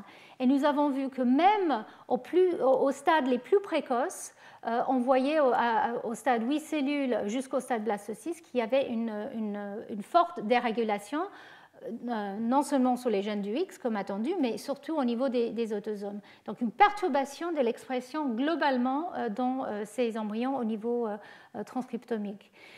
Et après, on a fait ce que fait tout le monde, donc vous inquiétez pas, moi non plus, je ne comprends pas. Ça, c'est les réseaux d'expression quand on a les gènes dérégulés. Après, ce qu'on fait, c'est regarder quels sont les réseaux, quelles sont les voies qui sont perturbées. Est-ce qu'on peut connecter les gènes dérégulés dans des voies précises? Et voilà ce qui est sorti pour nos transcriptomes perturbés. Et bon, je ne vais pas vous faire le trajet de chacune de ces lignes, bien sûr. Je vais juste souligner que, par exemple, il y a des voies dont la différenciation des cellules et la morphogenèse de l'embryon qui sont perturbées, il semblerait. Il y a aussi les voies qui sont affectées, comme par exemple le gène TID4, qui est un gène autosomal qui est connu pour affecter la croissance du trophoblaste, les tissus extra-embryonnaires. Et puis, il y a d'autres gènes comme SOX17 qui sont aussi impliqués dans d'autres parties de l'embryogenèse. Donc, effectivement, il y a des gènes perturbés qui semblent avoir un impact sur différents niveaux du développement. Et donc, la question, c'est qu'est-ce qui se passe quand on regarde de manière plus précise? Et bon, pour ceux qui sont intéressés, ce papier est publié, donc vous pouvez aller regarder en détail. Je voulais juste souligner que nous avons non seulement une expression, une dérégulation des gènes qui sont importants pour la pluripotence, donc par exemple ces gènes-là, nous avons une une baisse d'expression de certains gènes qui sont importants dans les tissus extra-embryonnaires comme SOX17. Vous voyez, il est très bas par rapport à ce qu'il devrait l'être dans le sauvage. Et nous avons d'autres gènes qui n'étaient pas forcément suspectés d'être importants, mais qui sont massivement surexprimés dans les mutants. Ça, c'est un gène qui est sur le X. Il est très intriguant parce que c'est un gène OX qui est dans un cluster sur le X. Et il est normalement réprimé sur le X maternel et faiblement exprimé sur l'X paternel. Et quand on délète XIST et on n'a plus l'inactivation du X, en fait, il est massivement surexprimé. Et donc, on a confirmé que les protéines sont aussi perturbées pour ces gènes dans les embryons. Et pour ce gène en particulier, il a été montré comme étant probablement impliqué dans l'expression sexe spécifique et lignage spécifique chez l'humain aussi. Donc on pense qu'il y a certains gènes clés qui sont perturbés, qui dérégulent plusieurs voies au cours de l'embryogenèse. Donc je reste floue parce que je ne peux pas vous dire plus. Là, c'est pour résumer ce que je viens de vous dire, c'est qu'effectivement, nous avons pour la première fois une vision des conséquences d'une absence de compensation de dose. Ce n'est pas simple, ce n'est pas juste deux gènes qui sont importants. Clairement, c'est tout un réseau, mais ça vous montre encore une fois à quel point l'équilibre entre les différents facteurs qui sont présents à différents stades du développement est important. Et il y a plusieurs questions qui restent ouvertes. À quel point il y a d'autres gènes que ROX5 qui sont spécifiquement impliqués dans différents défauts. Est-ce que c'est ces gènes-là qui sont vraiment les gènes absolument essentiels pour l'inactivation précoce. Donc ça, on peut commencer à le tester en utilisant les outils maintenant que nous avons chez la souris avec des transgènes, avec des délétions spécifiques. Et puis, une question, c'est est-ce que c'est toujours les mêmes gènes qui sont sensibles aux doses, ou est-ce que si on avait regardé un peu plus tard, on aurait trouvé d'autres gènes? Je pense qu'à la fin de mes cours de cette année, vous allez réaliser que chaque gène sur le chromosome X aura peut-être son moment de gloire, on va dire, d'importance de dose à différents moments du développement. Donc, je vois qu'il me reste 1 minute, mais je vais terminer juste en vous parlant d'autres espèces. On a parlé beaucoup de la souris parce que, bien sûr, on peut faire beaucoup de choses chez la souris. Dans mon labo, nous avons aussi regardé d'autres espèces et d'autres labos aussi. Et on a regardé en particulier des espèces qui sont très proches de la souris, comme le lapin, en se disant que si on regarde un organisme, un mammifère qui est très proche, peut-être on va trouver des mécanismes assez semblables, et on va regarder aussi l'humain qui est un peu plus éloigné, et est-ce que c'est similaire ou pas. Et donc là, c'était la grande surprise, et là, je vous fais très bref. Chez l'humain, on trouve une situation totalement différente, et la situation chez l'humain ressemble plus à ce qu'on voit chez le lapin que chez la souris. Voilà. Donc déjà, on voit que cette fameuse ARN existe. Il n'est pas exprimé qu'à partir du X paternel chez l'humain, ni chez le lapin, mais à partir des deux. Donc chez les femelles, on voit les deux X décorés par XIST très tôt au cours du développement. Et même chez l'embryon mâle, ici c'est des embryons humains, femelles et mâles, on voit que XIST est déjà exprimé au début. Après, XIST va devenir monoallélique chez les femelles et va plus être exprimé chez les mâles. Mais déjà, ça, c'était une grande surprise. Ensuite, quand on a regardé l'expression des gènes en faisant du FISH, on a vu qu'à ces stades, en tout cas jusqu'au stade blastocyste, il n'y a pas une inactivation du X évidente qu'on voyait, les gènes exprimés à partir des deux X. Chez le lapin, quand on arrive au stade blastocyste, on commence à voir une inactivation d'un des X. Mais en tout cas, chez l'humain, on ne voyait pas ça. Jusqu'au stade jour 7, qui est le dernier stade où on a le droit de regarder des embryons venant de la fécondation in vitro, je dois dire, qui étaient donnés par des couples dans des cliniques de fécondation in vitro. C'était donation pour la recherche sur le développement normal de l'embryon, avec ma collaboratrice Catherine Patra. Donc, en tout cas, c'était une grande surprise. Pas d'expression monoallélique de XIST, pas d'inactivation des gènes du X, pas de compensation de dose. Donc, on a poussé un peu plus loin pour voir, mais à quel moment est-ce qu'on commence à voir quand même une inactivation du X? Parce qu'on sait qu'in fine, il y a quand même une inactivation du X chez l'humain. Et donc, on a vu que c'est probablement après jour 7, donc après l'implantation, où là, et donc ça c'est un autre groupe qui a regardé des embryons qui ont été mis sur une couche de cellules endométriales, et ils ont vu qu'en poussant un peu plus, on voit que effectivement les modifications des histones qui caractérisent l'inactivation du X commencent à apparaître. Et nous avons vu qu'effectivement peut-être les gènes commencent à être inactivés à ce stade-là. Mais en tout cas, on était assez perplexes. Pas de compensation de dose évident, en tout cas en utilisant ces techniques.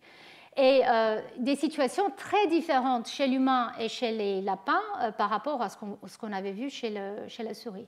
Et tout ça, ça a été publié, et je voulais quand même souligner Ikuo Okamoto, qui était l'embryologiste dans mon laboratoire, qui avait fait la plupart des expériences, qui est maintenant au Japon. Donc, qu'est-ce qui se passe? En fait, même si les blastocystes dans différents mammifères, en tout cas chez les placentaires, se ressemblent pas mal, on pense qu'il y a quand même des différences, ils cachent des différences importantes. Déjà dans le timing, l'activation zygotique chez la souris est très précoce, à 1 ou 2 cellules, je l'avais mentionné. Chez l'humain, c'est plus tardif, 4 à 8 cellules. Chez le lapin, c'est encore plus tardif, vers 8 cellules à 16 cellules. Donc il y a des différences de timing et peut-être aussi des différences de signalisation qui commencent à être décernées maintenant qu'on peut aller regarder quels sont les gènes qui sont exprimés à quel stade avec ces outils single-cell transcriptome. Donc clairement, même si, comme je l'ai dit, les blastocystes sont assez semblables, donc ça c'est un blastocyste humain, ça c'est un blastocyste murin, et ça c'est lapin, un jour de différence, vous voyez la taille du blastocyste, enfin c'est énorme, c'est des milliers de cellules chez le lapin. Donc la forme semble assez semblable, mais le timing et peut-être les voies sont très différents. Mais quand même, ça nous a un peu perturbés parce qu'effectivement, Ça veut dire que chez la souris, on a les 2 X actifs normalement que tout au début, pendant 1 ou 2 cycles cellulaires. Chez le lapin, pour au moins 2-3 cycles cellulaires au cours de l'embryogenèse, avant que l'inactivation commence. Et chez l'humain, plus que 7 divisions cellulaires avant que les premiers signes d'inactivation apparaissent. Donc, est-ce qu'il y a une double dose des gènes qui sont liés à l'X? Alors que je viens de vous montrer que chez la souris, si on n'a pas la mise en place d'inactivation du X très tôt, il y a une perturbation massive qui est vue déjà au stade 32 cellules et même avant. Donc, comment on peut tolérer une double dose chez l'humain en particulier où c'est si tardif? Et donc là, je voulais souligner le fait qu'il y a quand même des évidences qui suggèrent qu'il y a des différences dans la croissance des embryons mâles et femelles ou XX et XO. On sait que les embryons mâles, au début de l'embryogenèse, jusqu'au stade blastocyste, semblent un peu accélérés, que ce soit chez l'humain, chez la souris ou chez le bovin. Et on sait que les embryons XX femelles, par rapport aux embryons XO, sont un peu plus lents dans leur embryogenèse post-implantoire immédiat. Et nous, on a étudié ça de manière plus précise dans les cellules OS XX, XO qui se différencient. On a vu qu'effectivement, 2X empêchent la différenciation précoce. Donc, il y avait déjà des suggestions qu'il y avait des différences, mais on ne s'attendait pas à avoir une absence totale d'inactivation du X chez l'humain. Et en fait, ce qui a été publié tout récemment est un papier où ils ont fait comme on a fait chez la souris, ils ont fait ça chez l'humain. Ils ont pris cellule par cellule pour regarder le niveau d'expression des gènes sur le X et comparer ça par rapport aux autosomes. Malheureusement, ce n'est pas aussi simple parce que chez l'humain, on n'a pas forcément toute l'information sur les polymorphismes. Alors chez la souris, nous, on sait qui était papa et qui était maman. On a leur génome et on sait exactement où se trouvent les polymorphismes pour comparer gène par gène. Quand il s'agit des embryons humains, c'est plus délicat. Donc il n'y avait pas toute cette information. Et ça reste un peu controversé la manière que les données ont été étudiées. Mais le message global de ce papier, qui est sorti en 2016, c'est que même s'il n'y a pas une inactivation d'un des 2X entiers, les 2X sont un peu baissés dans leur niveau d'expression.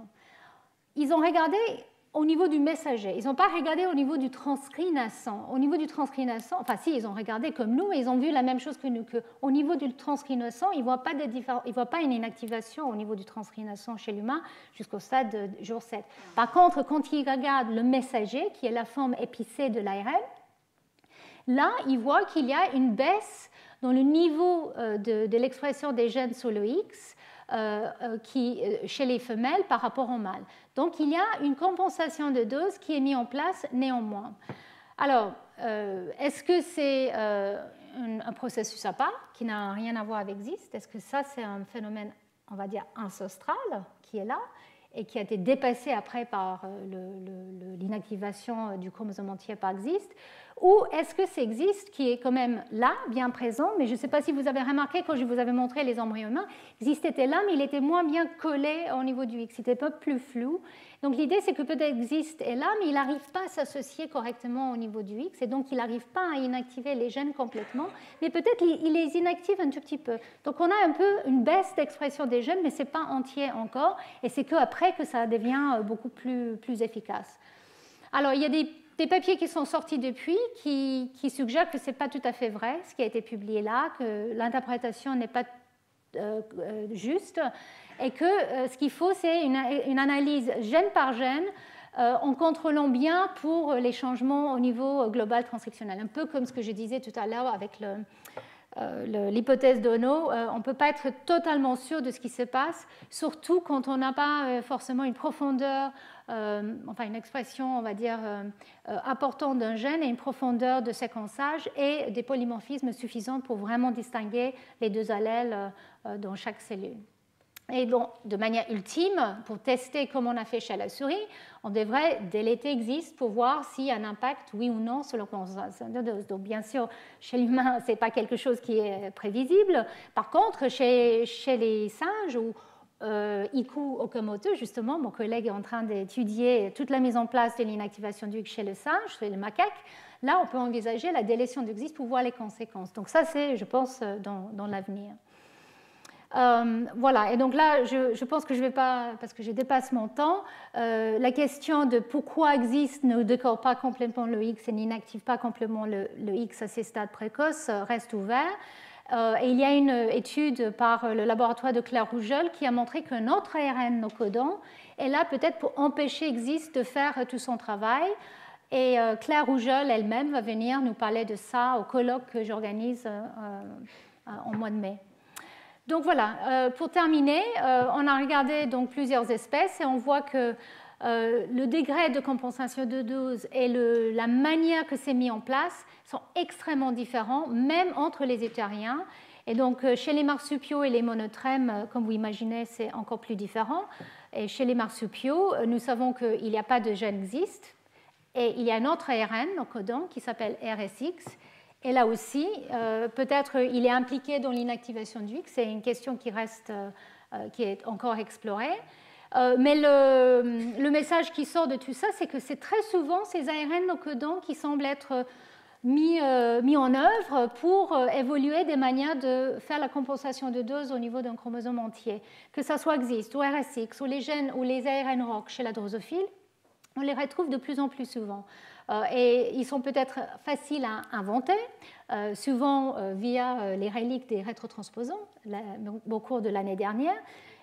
Et ils sont aussi faciles à réguler de manière dynamique au cours du développement. Ils ne font pas trop de mal parce que c'est un ARN, ce n'est pas une protéine, ça ne va pas perturber trop de choses.